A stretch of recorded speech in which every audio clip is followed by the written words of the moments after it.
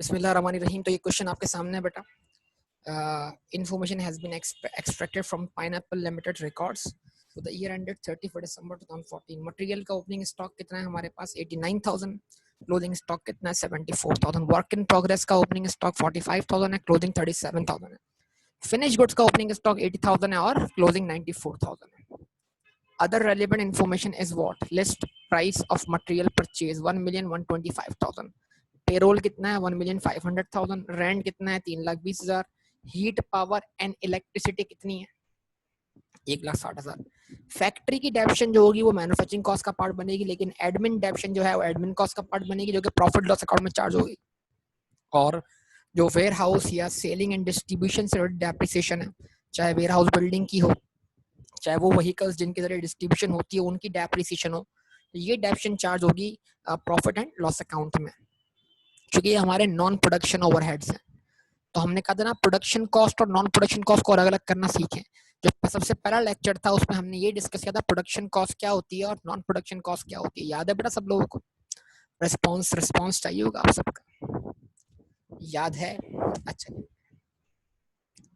अच्छा, मिसक्लेनियस production overheads हैं 20,000 के और सेल्स वैल्यू है 4,280,000 की। ओके ना, अब इस पे परसेंटेज दी हुई है।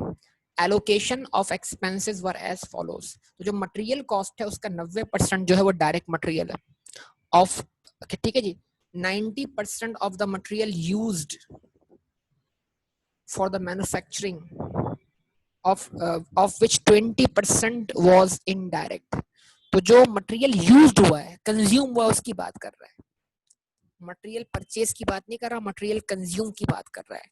90% ऑफ द मटेरियल यूज्ड, अब चाहे वो डायरेक्ट हो चाहे वो इनडायरेक्ट हो, तो एक काम करेंगे ना, ओपनिंग स्टॉक ऑफ मटेरियल निकालेंगे, ठीक है, एड परचेजेस ऑफ मटेरियल निकाल लगाएंगे और लेस करेंगे क्लोजिंग स्टॉक ऑफ मटेरियल, तो मिलेगा मटेरियल कंज्यूम्ड। ठीक है जी, तो जो मटेरियल कंज्यूम्ड है, ये जो मटेरियल यूज्ड है, उसका क्या कहते हैं बेटा, 90% जो है मैन्युफैक्चरिंग में, ठीक है, और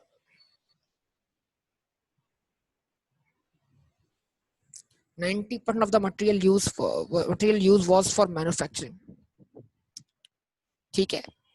अच्छा, उसके बाद 40% of the payroll was direct labor, 20% was indirect labor, ठीक है, and the rest was to be allocated equally between administration and selling expense। तो अगर 40% डायरेक्ट है, 20% जो है वो इनडायरेक्ट है,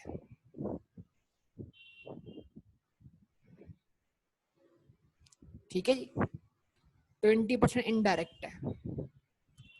और जनाब उसके अलावा देखिए, अब यहाँ पर जो उसमें जो ऑफ विच, मतलब ये जो बोला 90% material was used for manufacturing of which 20% was indirect. जो 90% इस्तेमाल हुआ है मैन्युफैक्चरिंग के लिए, उसमें से 20% इनडायरेक्ट है। तो ये एक टेक्निकल, मतलब जो 90% में 20% है, ये एक इंपॉर्टेंट बात है, इसको जरा ख्याल रखिएगा। और कॉमा लगने के बाद भी, यानी कॉमा लगाने के बाद ये 20% है, तो ये भी एक बड़ा मसला इसमें आता है, ठीक है। अच्छा, उसके बाद बेटा 40% of the payroll was direct labor and 20% was indirect।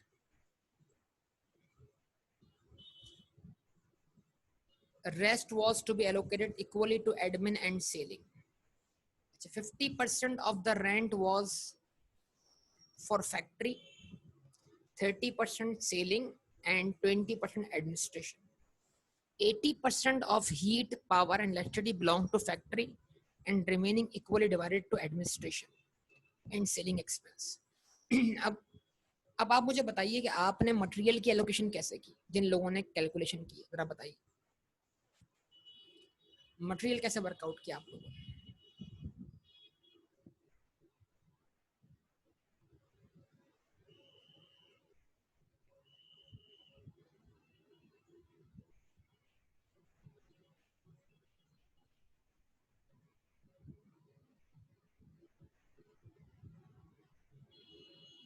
ये सवाल है मेरा आपसे।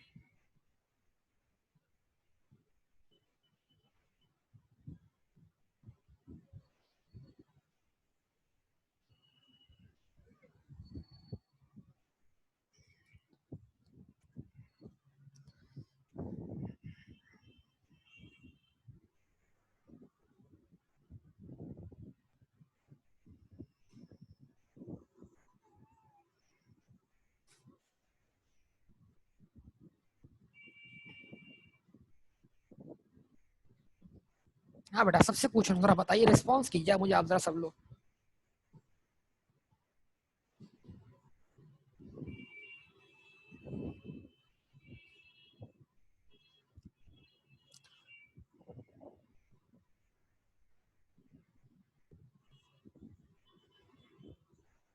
हाँ बेटा, सबसे पूछ रहा हूँ, बाकी लोग क्या कर रहे हैं?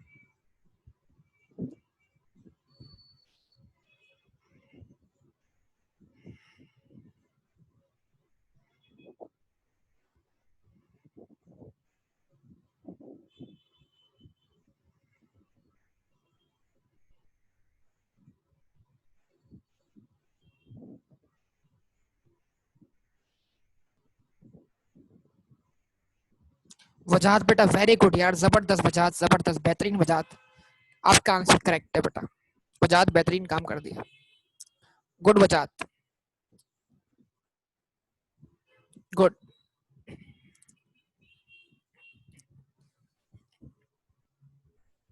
ठीक है बेटा, जरा इसको देख लें, इस चीज को समझ लें।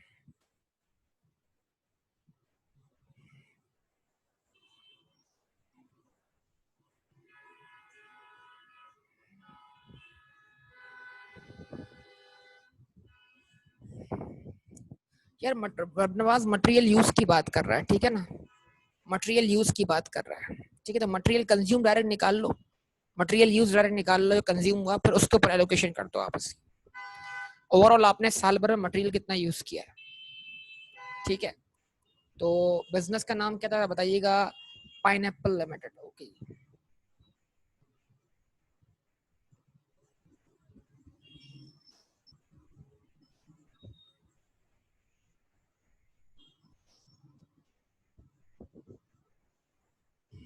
ठीक है जी। Statement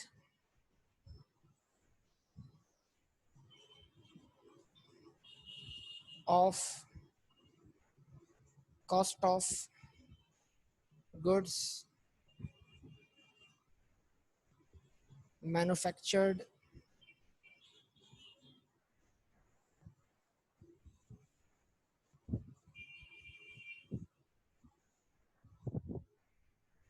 and sold for the year ended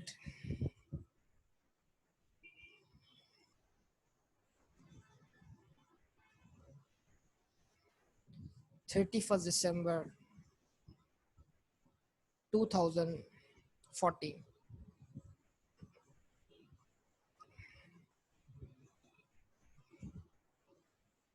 ठीक है जी, तवज्जो से जरा देखिएगा इस चीज को। रुपीज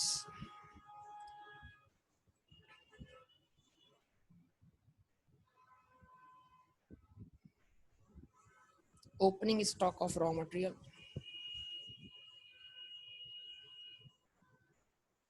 कितना opening stock of raw material बताइए? 89,000।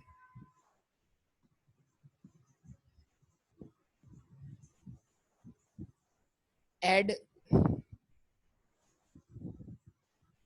बल्कि इसको एक लाइन में वर्कआउट करते हैं हम बेटा, इसको वन लाइन में वर्कआउट करते हैं, बस सिंपल हम लिखेंगे यहाँ पर cost of raw material consume, in short हम लिखते हैं cost of raw material consume.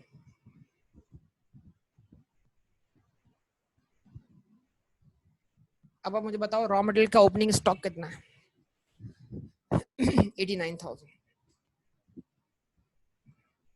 Purchase of raw material कितना है?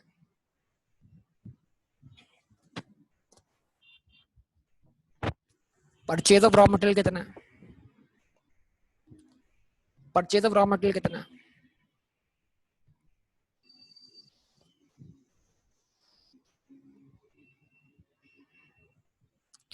भाई जवाब दे, परचेज ऑफ रॉ मटेरियल कितना है?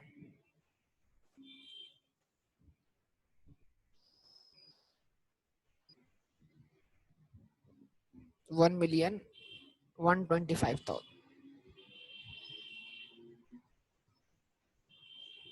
ठीक है, सही है बेटा। क्लोजिंग स्टॉक कितना है? क्लोजिंग स्टॉक कितना है? 74,000।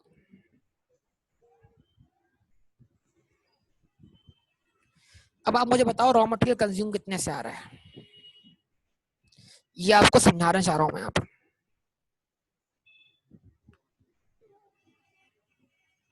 इसको बोलूंगा मैं रॉ मटेरियल यूज्ड।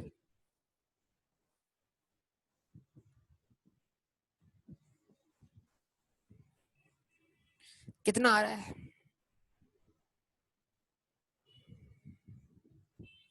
देखो समझाना क्या चाह रहा हूँ उसको समझना। ये आ रहा है 1,140,000। इसका निकालो आप 90%।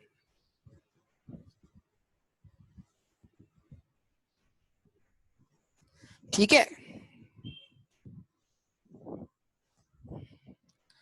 और बचा कितना? 10%। यस और नो? इसका निकाला आपने 90% और फिर निकाला आपने 10%। 1,140,000 का 90% बताओ कितना होता है?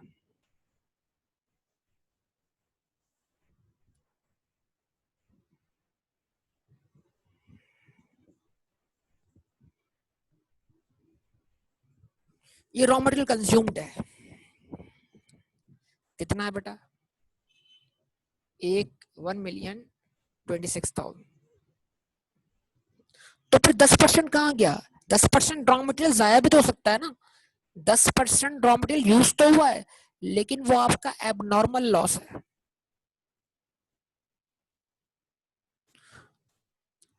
सिखाए एबनॉर्मल लॉसेस आपको इन्वेंट्री बढ़ाते वक्त।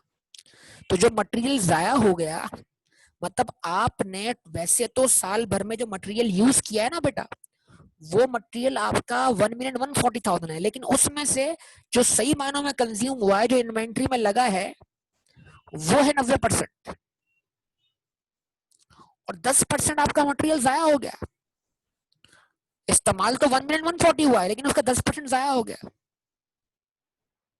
वो कितना है? 10%, 114,000। ये एबनॉर्मल लॉस है, इसको आप चार्ज कर देंगे प्रॉफिट एंड लॉस अकाउंट। सही है? कुछ समझे बात या नहीं? अच्छा, अब एक और चीज समझनी है, वो क्या है? ये जो टर्म्स है ना, अंग्रेजी बड़ी इसके अंदर इंपॉर्टेंट अहमियत रखती है। देखो अब दो बातें हैं बेटा, एक है 90 का 70% और एक है 90 में 70%। ये दोनों बातों में फर्क है क्या? नहीं। 90 का 70% है, 90 में 70%। इस बात को पिक करो। जब पिक कर गया उसने कमाल कर दिया। 90 का 70% और 90 में 70%।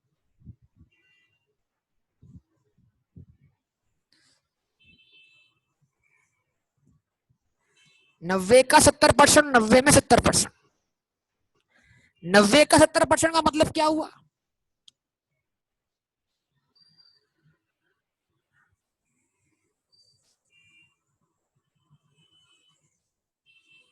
90 का 70% मतलब ये हुआ कि 90 का 70% जो है, यानी कि 1,26,000 का 70% जो है वो डायरेक्ट है, बाकी रिमेनिंग परसेंट जो है वो इनडायरेक्ट है।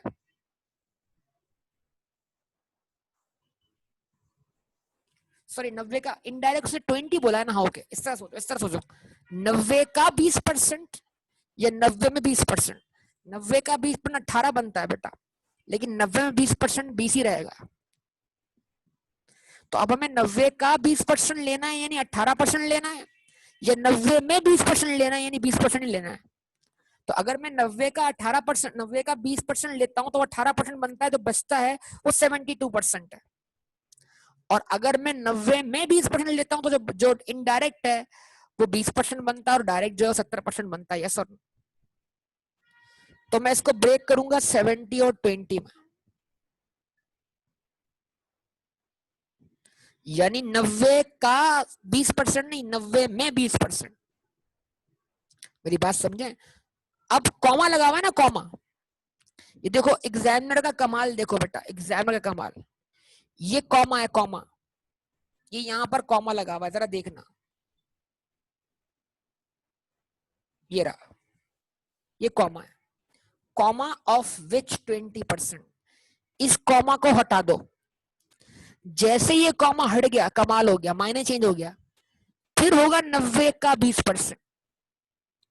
कॉमा हटने से मायना होगा 90 का 20%, कॉमा लगने से मायना होगा 90 में 20%। क्या बोलते हो?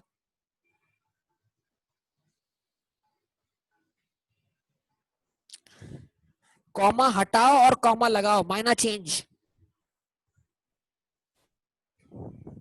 देख रहे हो एग्जामिनर के मामला, अगर यही बात मैं कॉमा हटा के लिख दूं तो मायना चेंज है, और यही बात मैं कॉमा लगा के बोल दूं तो मायना कुछ और है।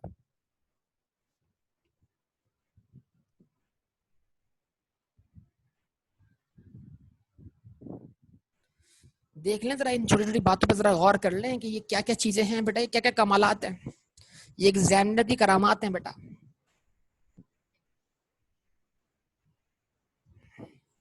तो इसका मतलब क्या हुआ, आप 1,026,000 को डिवाइड बाय 90 कीजिए, मल्टीप्लाई बाय 70 कीजिए।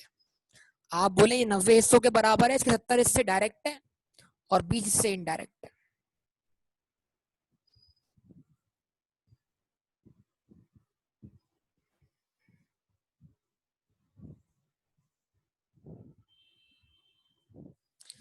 One million 26,000 divide by 90 multiply by 70। कोई जल्दी जल्दी जल्दी जल्दी बताइए।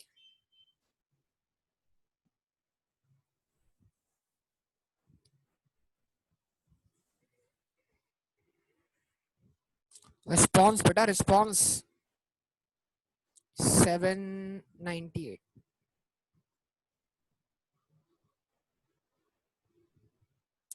अच्छा, और उसके बाद 1,026,000 डिवाइड बाय 90 मल्टीप्लाई बाय 20, 2,28,000। 28 कैसे? हाँ 28 ही सही, 2,28,000।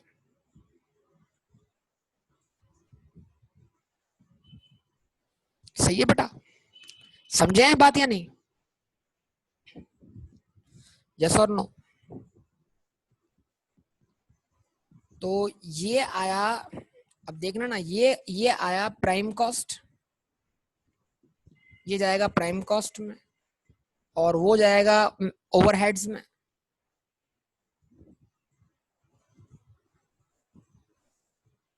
जवाब दे बेटा। और ये जाएगा प्रॉफिट एंड लॉस अकाउंट में। एक्सपेंस पूरा चार्ज होगा, एक्सपेंस पूरा चार्ज होगा मटेरियल का। कुछ समझ पा रहे हैं बात या नहीं? कहानी समझ में आ गई? तो मटेरियल कंज्यूम्ड में से कितना बिलोंग करता है प्रोडक्शन से? अगर मैं उसको डायरेक्ट वर्कआउट करूं तो मैं डायरेक्ट भी वर्कआउट कर सकता हूं। कैसे?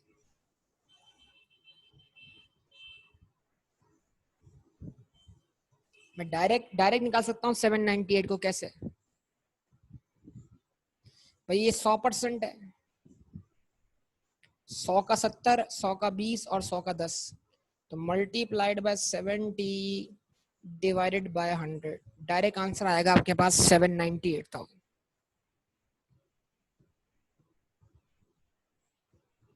चेक कर लें आप इसको। डायरेक्ट मटेरियल कंज्यूम्ड, ऐड क्या कर दिया, ऐड डायरेक्ट लेबर।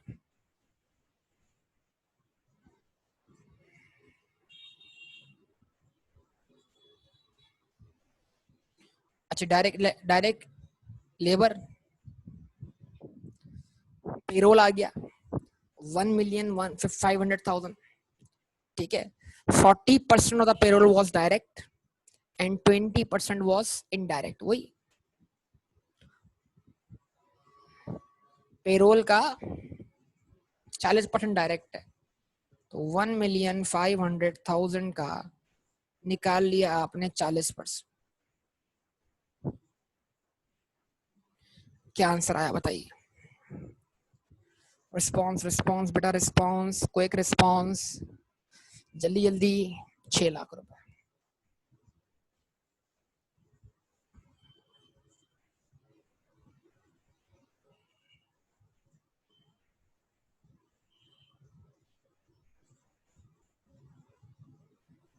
उसके बाद ये सम क्या कहलाया आपका? Prime cost. यस और 1,398,000।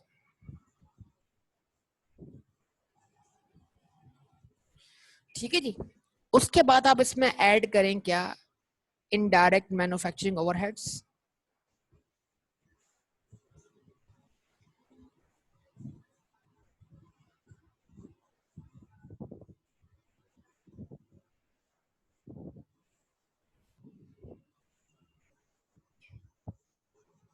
ठीक है, अब मैन्युफैक्चरिंग ओवरहेड्स क्या है आपके पास? मैन्युफैक्चरिंग ओवरहेड्स आपके पास क्या है?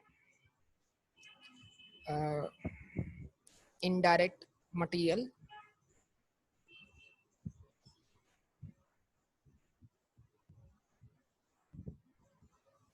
जो कि मटेरियल कंज्यूम का ही कितना है? 20%। वर्किंग हुई हुई है, कितना आंसर आ रहा है हमारे पास? 228,000। तो वर्किंग में अलग से नहीं कर रहा है इसको। इनडायरेक्ट लेबर,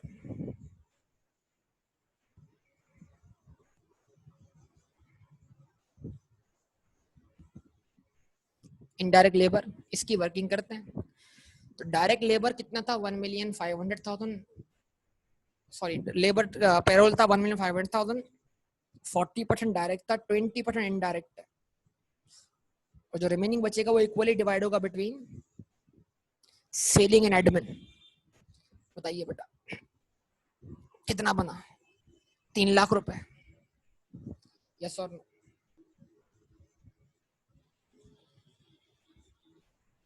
चलेंगे आगे बढ़ते हैं। उसके बाद हीट, पावर एंड लाइटिंग। ठीक है। अच्छा, रेंट जो है, रेंट रेंट के बारे में बताया नहीं क्या? फैक्ट्री का रेंट है क्या? नहीं सही है। रेंट के बारे में कोई इंफॉर्मेशन है हमारे पास? फैक्ट्री रेंट के तौर पे मेंशन है क्या? लिखा हुआ है? Okay okay, yes, 50% of the rent was of factory. Good. 50% rent factory का है, करेक्ट का भाई। क्या कर दें, लिखा हुआ है। तो रेंट, रेंट कितना दिया हुआ आपको? 3,20,000। 3,20,000 का निकालने भाई 50%।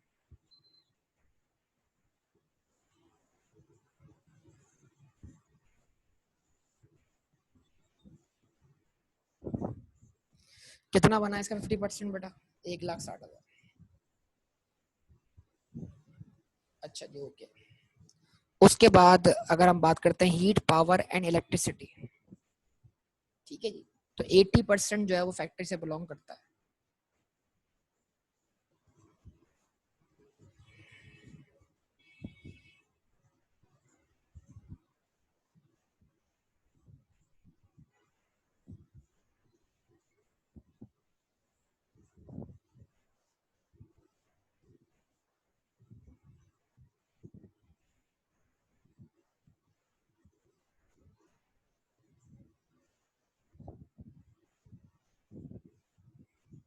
Heat, power and electricity total कितना है बेटा? हीट, पावर, इलेक्ट्रिसिटी का बैलेंस हमारे पास 2,80,000। 2,80,000 का, नहीं सॉरी, 1,60,000। 1,60,000 का 80%।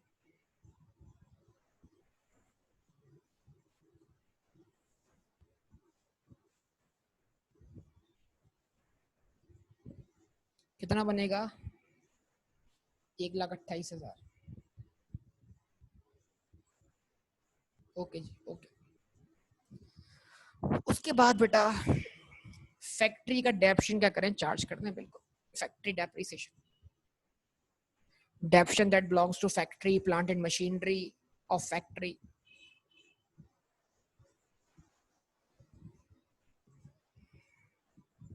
डेप्रिसिएशन कितनी, 2,80,000।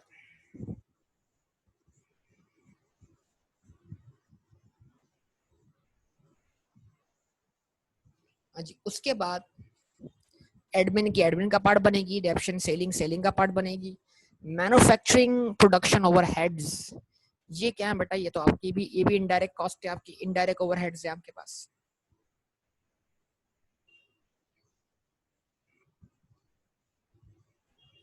मिसक्लेनियस प्रोडक्शन ओवरहेड्स,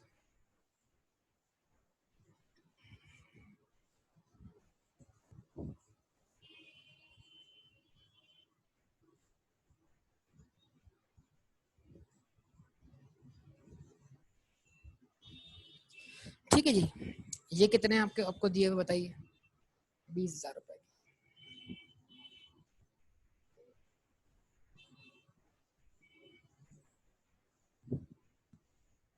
अब बताइए आपकी मैन्युफैक्चरिंग कॉस्ट क्या आई। पहले तो ये मैन्युफैक्चरिंग ओवरहेड्स का सम करवाते हैं। मैन्युफैक्चरिंग ओवरहेड्स का सम क्या आता है बताइए, बताइए बेटा सब लोग, मैन्युफैक्चरिंग ओवरहेड्स का सम क्या आता है।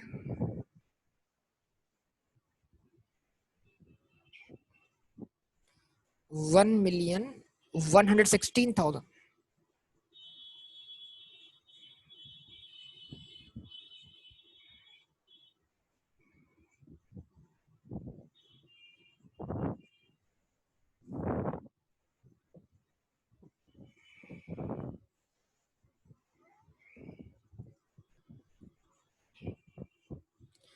ठीक है जी। इसमें ऐड कर दें 1,398,000, टोटल बता दें।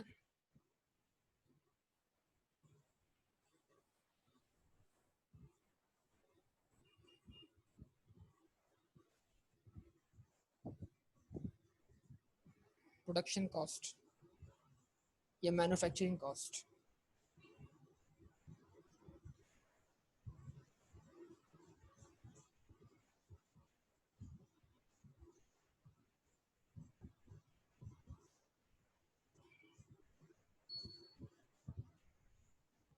मैन्युफैक्चरिंग कॉस्ट कितनी, 2,514,000। अच्छा जी। इसमें ऐड करें, क्या ऐड करें, इसमें ऐड करें, क्या ऐड करें, ओपनिंग वर्क इन प्रोग्रेस। कितना बेटा बोलिए,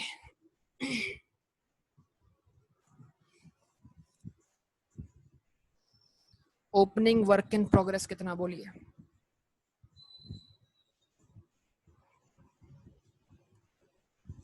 इसमें ऐड करें ओपनिंग वर्क इन प्रोग्रेस कितना,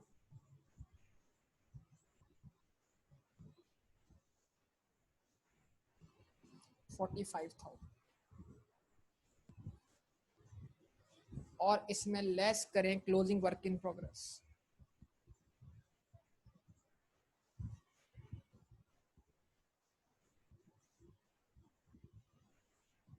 कितना,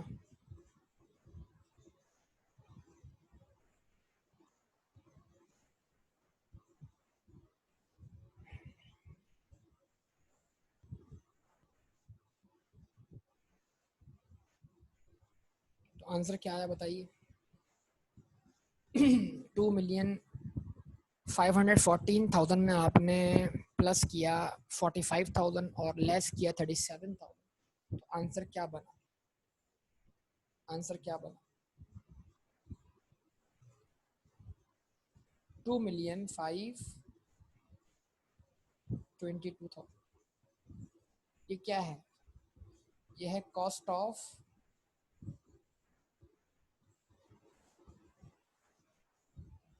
ये है कॉस्ट ऑफ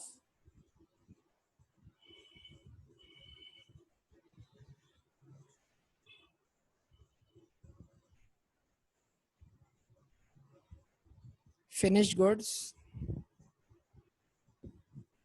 manufactured.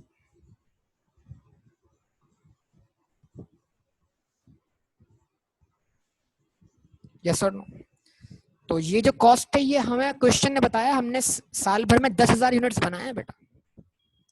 तो अगर हम ये जो 2,522,000 है, अगर ये 10,000 यूनिट्स बनाने की टोटल कॉस्ट है, तो इसको डिवाइड बाय 10,000 करने से क्या मिलेगा हमें? रेट मिल जाएगा। रेट, रेट क्या रेट मिला चेक करो, रेट मिलेगा, चेक करो रेट।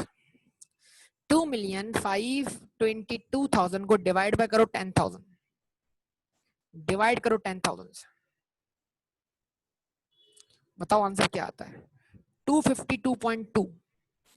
एक यूनिट पड़ा, 5 कैसे, 0.2 ही होगा ना यार। 252.2 यानी एक यूनिट पड़ा हमें कितने का? 252.2 कहते हैं 20 पैसे का। समझे मेरी बात को? अब जरा इस तरह सोचो प्रैक्टिकली कि हमें फिनिश गुड्स के यूनिट्स कैसे मिले होंगे। हम फिनिश गुड्स का क्लोजिंग स्टॉक वैल्यू करने के लिए गए होंगे गोडाउन में, यस और नो? हम फिनिश गुड्स का स्टॉक गिनती करने गए होंगे गोडाउन में, यस और नो? और उनकी गिनती कर ली होगी। गिनती करने के बाद उसको इस रेट से मल्टीप्लाई कर दिया होगा 252.2 से, तो फिनिश गुड्स की कॉस्ट आ गई होगी। जवाब दो। अब आप मुझे बताओ फिनिश गुड का क्लोजिंग स्टॉक कितना है आपके पास? आपके पास फिनिश गुड का क्लोजिंग स्टॉक कितना है?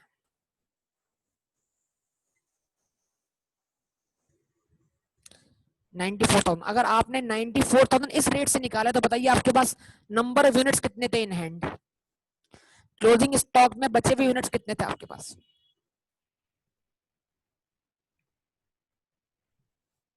को बता सकता है?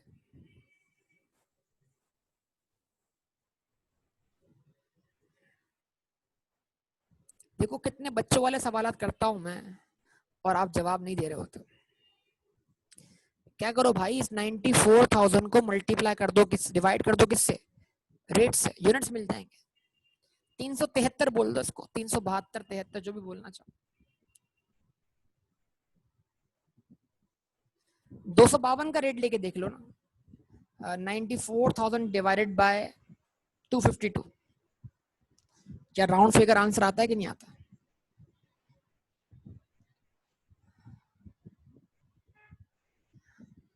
हाँ, 373 आंसर आ रहा है ना बेटा आपके पास। तो मतलब बताने का ये, देखो आपने गोडाउन में क्या किया, आपने गोडाउन में यूनिट्स काउंट किए कि इतने बचे हुए, और जो साल भर में यूनिट्स प्रोड्यूस हुए हैं, जो कॉस्ट थी उसको डिवाइड बाय यूनिट्स कर दिया, उससे आपको रेट मिल गया, उस रेट से मल्टीप्लाई कर दिया तो क्या मिल गया आपको? कॉस्ट मिल गई। तो अब अगर आपको कॉस्ट दी हुई है 94,000 और रेट आपको पता लग गया है 252, लेकिन यूनिट्स आपको मालूम नहीं है यार, तो मैथमेटिक्स अप्लाई नहीं कर पाते हम, यकीन करें। एग्जामिनेशन में कोई भी नई सिचुएशन हम जरा कागज पे भी आके फेस करना नहीं चाहते, हम अपने दिमाग को, अपने दिमाग की ब्रेनस्टॉर्मिंग करना ही नहीं चाहते, पता नहीं क्यों। तो फिर यूनिट्स बराबर हुए किसके?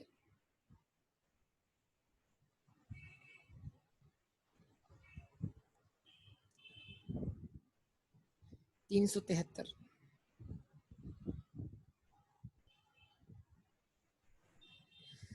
यानी गोडाउन में हमारे अनसोल्ड अनसोल्ड स्टॉक के 373 यूनिट्स है बेटा। तो हमने गोडाउन में गिनती की होगी, रेट हमने निकाला होगा भाई 2,527,000, 10,000 यूनिट बनाने की कॉस्ट है,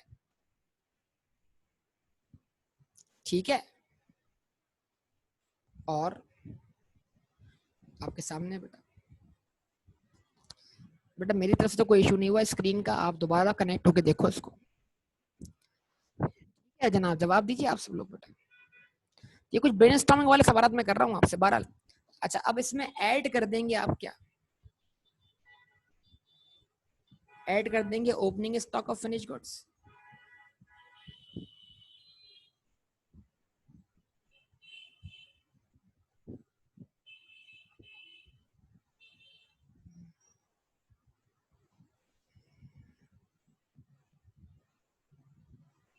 कितना, कितना है opening stock of finish good?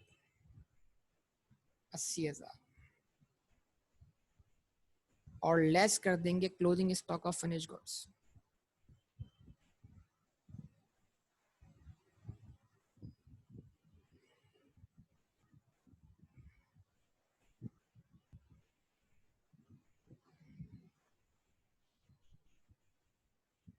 कितना? 94,000। और ये 94,000 अगर ना दिया हुआ हो और यूनिट्स दिए हुए हो, तो मैंने अगर मिसाल के तौर पे क्वेश्चन ये बोलता कि आपके पास गोडाउन में 373 यूनिट्स पड़े हुए हैं, तो आपको क्या करना होता? 2,528,000 को डिवाइड करना होता नंबर ऑफ यूनिट प्रोड्यूस से, रेट मिलता, उस रेट से आप क्या करते? इन 373 यूनिट्स को वैल्यू कर लेते। बस शर्त ये कि वो रेट ज्यादा होना चाहिए, वो रेट कम होना चाहिए, एनआरवी ज्यादा होना चाहिए। जो लोअर हो उस पर वैल्यू करना होता है। ये सारी बातें याद है ना बेटा? Inventory is valued at lower of cost and NRV. अभी तो एनआरवी इसमें ऐड नहीं की, शामिल नहीं की। तो अब बताइए कॉस्ट ऑफ गुड्स सोल्ड या कॉस्ट ऑफ सेल्स क्या आ रही है आपके पास?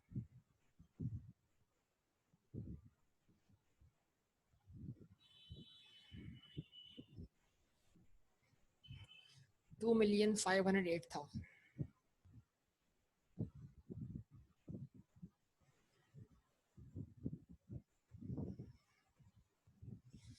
ठीक है जी, ये आपके सामने अब यहाँ पर आ गया। अगले पेज पे चलते हैं, बनाते हैं statement of comprehensive income.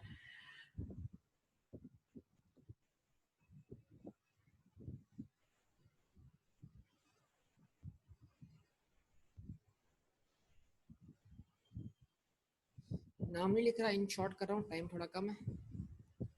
एसोसीआई sales बताइए, सेल्स सेल्स की वैल्यू बताइए, जल्दी बताइए बेटा, जल्दी कर लीजिए थोड़ा सा। सेल्स की वैल्यू कितनी है? 4,280,000।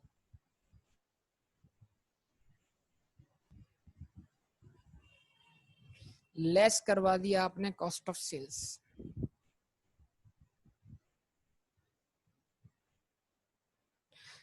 $2,508,000।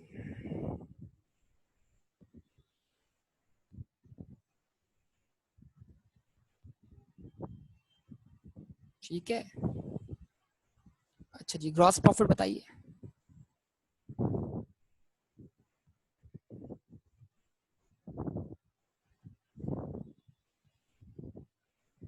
$1,772,000।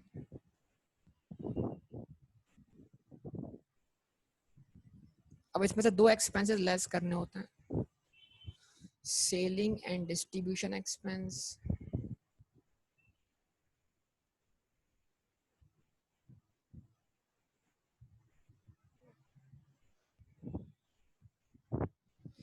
और उसके बाद एडमिन एक्सपेंस। वन लाइन के अंदर उसकी वर्किंग करनी पड़ेगी आपको।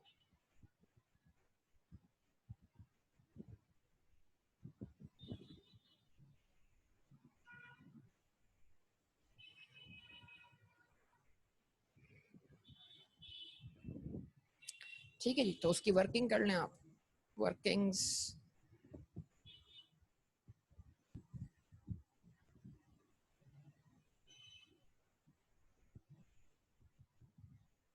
Selling and distribution.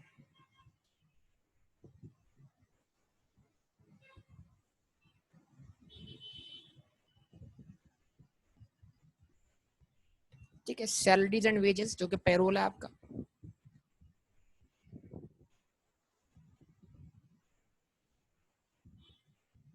बताइए बेटा, सैलरीज एंड वेजेस यानी पेरोल में से कितनी सैलरीज बिलोंग करती हैं इससे?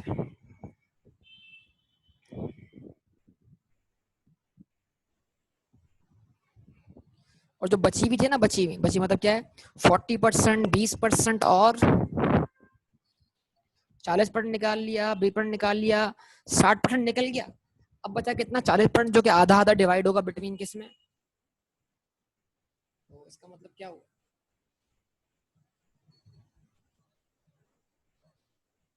40 का तो वही बनेगा ना, 20%।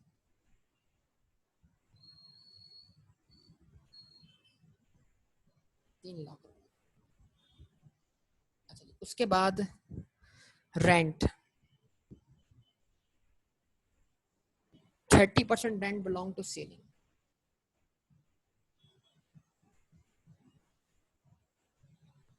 और रेंट का वैल्यू क्या है आपके पास? 3,20,000। 3,20,000 का निकालें बेटा जरा 30%।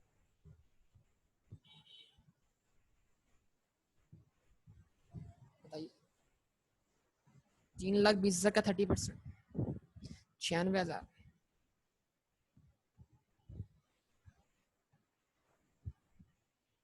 अच्छा जी, उसके बाद हीट पावर एंड लाइटिंग, तो जो 20% होगा उसको इक्वली डिवाइड कर देंगे, यानी कि 10%। तो हीट पावर एंड लाइटिंग कितना है? 1,60,000। 1,60,000 ना बेटा, हीट पावर एंड लाइटिंग 1,60,000। 1,60,000 का 10% निकालें बेटा, क्योंकि 80% तो आपने एलोकेट कर दिया किसको? फैक्ट्री को। बचा 20%, वो आधा आधा डिस्ट्रीब्यूट होगा बिटवीन। तो 1,60 का 10% तो 16,000 हुआ ना बेटा। रिस्पॉन्स कर दें यार आप लोग।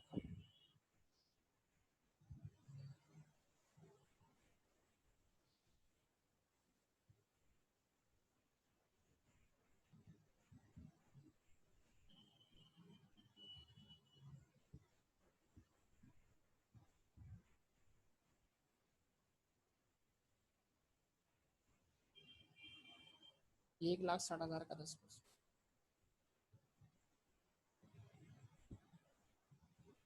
16,000। अच्छा जी, अब उसके बाद अगर हम आगे बात करें मजीद, तो बात क्या होगी आगे? उसके बाद डेप्रीसिएशन एडमिन वाली कितनी है बेटा? 1,50,000।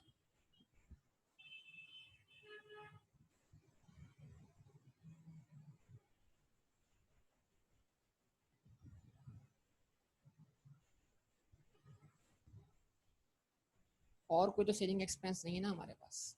कोई कमीशन, कोई एडवर्टाइजमेंट? अगर ये भी है तो ये लिख दें, कोई बैड डेट, ये भी आएगा इसके अंदर। अगर बैड डेट हुई तो बैड डेट भी सेलिंग एक्सपेंस है। ठीक है, यहाँ तक का सम करें, जल्दी कर दें बेटा, जल्दी समझ का।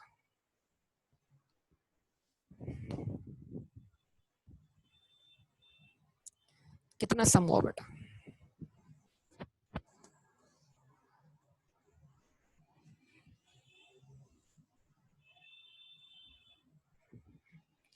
5,62,000।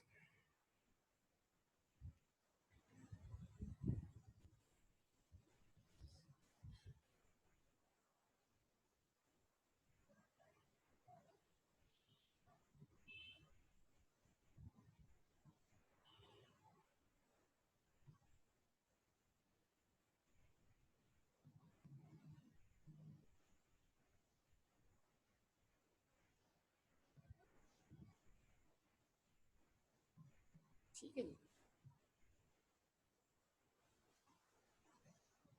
अच्छा, अब उसके बाद क्या करें आप? एडमिनिस्ट्रेटिव एक्सपेंस,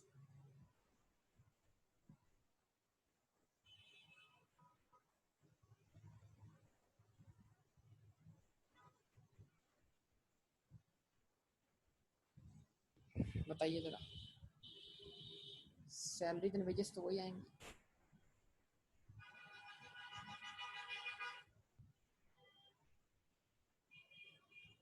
3 लाख रुपए के वो रिमेनिंग 20% का रेंट जो है वो उसका 20% हिस्सा आएगा। 3,20,000 का 20%, कितना? 64,000 रुपये। ठीक है, उसके बाद हीट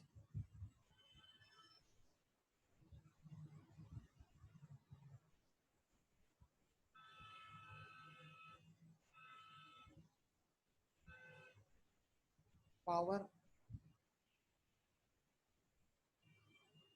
एंड लाइटिंग, ये तो सेम आ जाएगा 10%।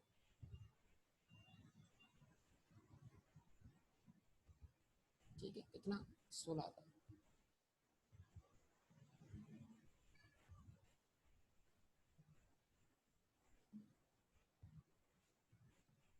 अच्छा, उसके बाद आएगी डेप्रिसिएशन।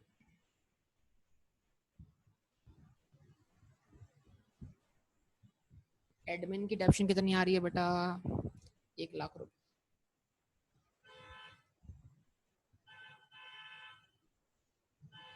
अब एक चीज और बची है जो कि एडमिन का पार्ट बनेगी, वो है एबनॉर्मल लॉस।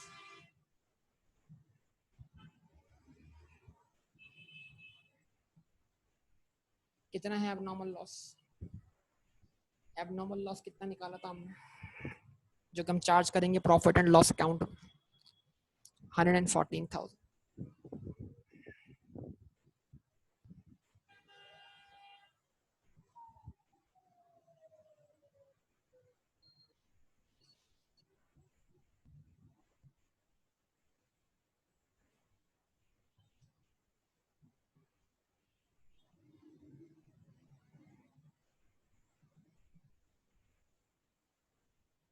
ठीक है जी, ये सम कर दें, सम कर दें 594,000।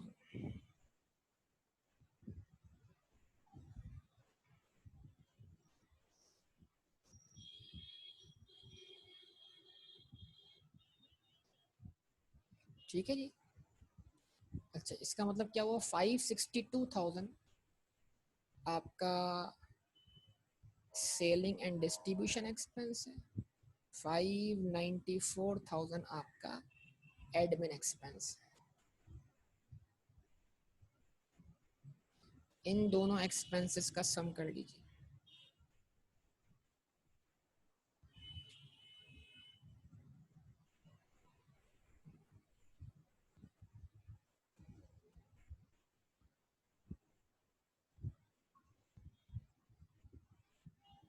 हाँ जी, कितना सम आता है? 1,560,000।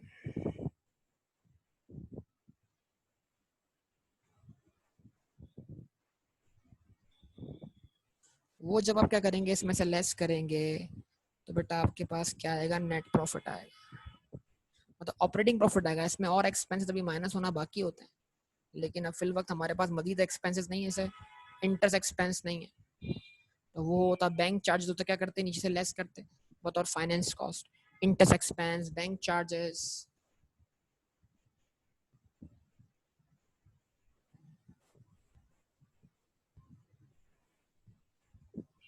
अगर इन्वेंट्री को प्रोड्यूस करने के लिए बोरिंग कॉस्ट इनकर हुई है और वो इन्वेंट्री क्वालिफाइंग एसेट है, तो फिर वो जो इंटरेस्ट कैपिटलाइज होगा वो भी मैन्युफैक्चरिंग कॉस्ट का पार्ट बनेगा, ताकि वो इन्वेंट्री की कॉस्ट का क्या बन जाए, पार्ट बन जाए। ठीक है, बताइए ऑपरेटिंग एक्सपेंस नहीं, सॉरी, ऑपरेटिंग प्रॉफिट कितना आया? ऑपरेटिंग प्रॉफिट बताइए।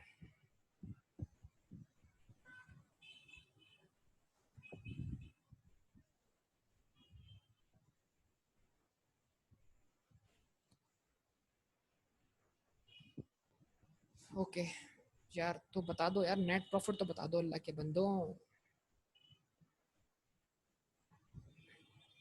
1,156,000। ऑपरेटिंग प्रॉफिट क्या आया? 6,16,000 आएगा ना, 616।